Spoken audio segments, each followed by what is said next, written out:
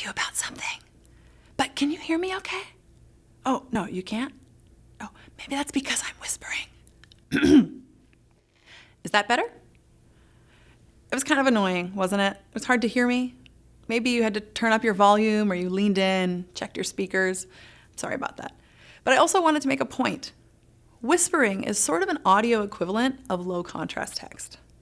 Whispering makes it hard for people to hear, just like text that doesn't stand out enough from its background makes it hard for people to read. So if that's the case, why is it so common? And what are designers doing instead of low contrast text to offer a better experience? Lowering the contrast of text, like this infamous medium gray on a dark gray background, you know what I'm talking about, it was a way to keep content on the page while at a glance making it look less busy.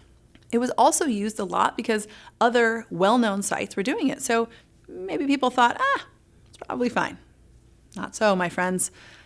Let's do a quick review of some of the main reasons why it's bad before we get to the alternatives.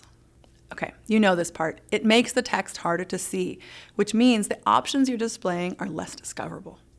Those low contrast X to close buttons on a sign-up overlay, people can't find them. Even if people can see the text, it makes it harder to read. This is especially true on a mobile device, or if it's small text, it's even worse. We don't want users to have to struggle to read text on a page. This effort can increase cognitive strain. It can even create false cues and make some text look inactive.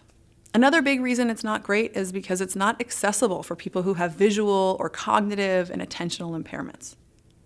Now, the good news is a lot of sites and apps are pulling back from extreme low contrast. Maybe that's because UX is being more prioritized, but whatever it is, it shows that designing with sufficient contrast, it can be done, and it must. Here are some alternative approaches to handling low contrast text. First, adjust the color combination between the foreground and the background.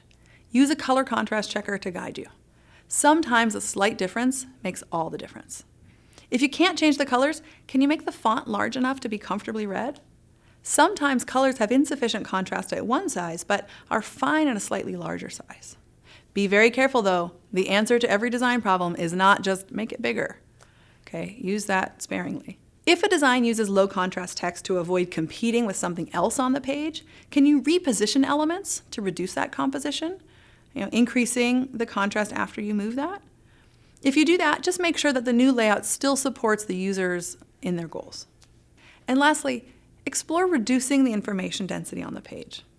If the design is using light gray on a white background because there's so much else on the page, well, maybe some of that other stuff doesn't actually need to be there.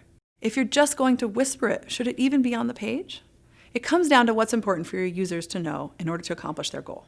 In conclusion, the web is already an obstacle course in many ways. Between dodging coupon overlays and login walls, or text that's too small, or distracting animations, people are dealing with a lot. Having sufficiently high contrast text is an easy way to give people a break. Let's hope the trend of low contrast text fades into the background.